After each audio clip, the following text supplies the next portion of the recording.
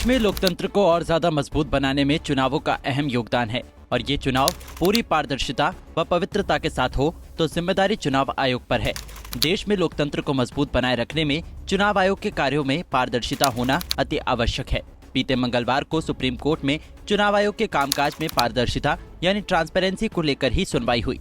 Supreme court की 5 सदस्यीय संविधान पीठ ने एक याचिका पर सुनवाई के दौरान कहा कि संविधान को अपनाए हुए 72 साल हो गए, लेकिन चुनाव आयुक्तों की नियुक्ति के लिए कोई कानून नहीं है, जबकि संविधान में इसका उल्लेख है। मुख्य चुनाव आयुक्त व चुनाव आयुक्त की नियुक्ति के बारे में संविधान सभा चाहती थी कि संसद कानून बनाए। जो भी पार्टी सत्ता में आती है वो हमेशा सत्ता में बने रहना चाहती है और इसमें कुछ भी गलत नहीं है। हम लोकतांत्रिक राजनीति में हैं। लोकतंत्र में चुनाव के जरिए समयबद्ध रूप से सरकारों को बदलने की जरूरत होती है, इसलिए पवित्रता और पारदर्शिता इससे विस्तार पूर्वक जुड़ी हुई है और ये संविधान के मूल ढांचे का हिस्सा है।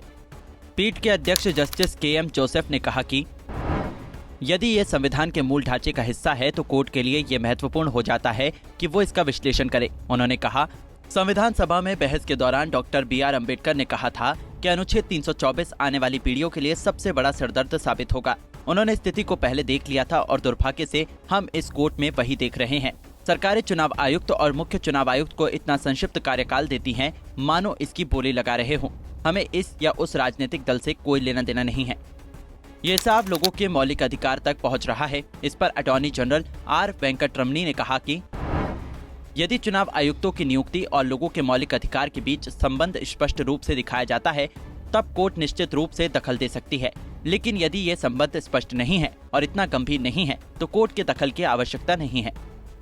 17 नवंबर को केंद्र सरकार ने चुनाव आयुक्त और मुख्य चुनाव आयुक्त की नियुक्ति के लिए कॉलेजियम जैसी किसी भी व्यवस्था का कोर्ट में कड़ा विरोध किया था। सरकार ने कहा था कि ऐसा कोई भी प्रयास संविधान संशोधन करने जैसा होगा। सुप्रीम कोर्ट ने पूर्व मुख्य चुनाव आयुक्त TN शेषन का जिक्र इच्छा व्यक्त करते हुए कहा कि संविधान ने मुख्य चुनाव आयुक्त और 2 चुनाव आयुक्तों के नाजुक कंधों पर भारी शक्तियां निहित की हैं और सुप्रीम कोर्ट चाहता है कि TN शेषन जैसे मजबूत चरित्र का व्यक्ति देश का मुख्य चुनाव आयुक्त बने।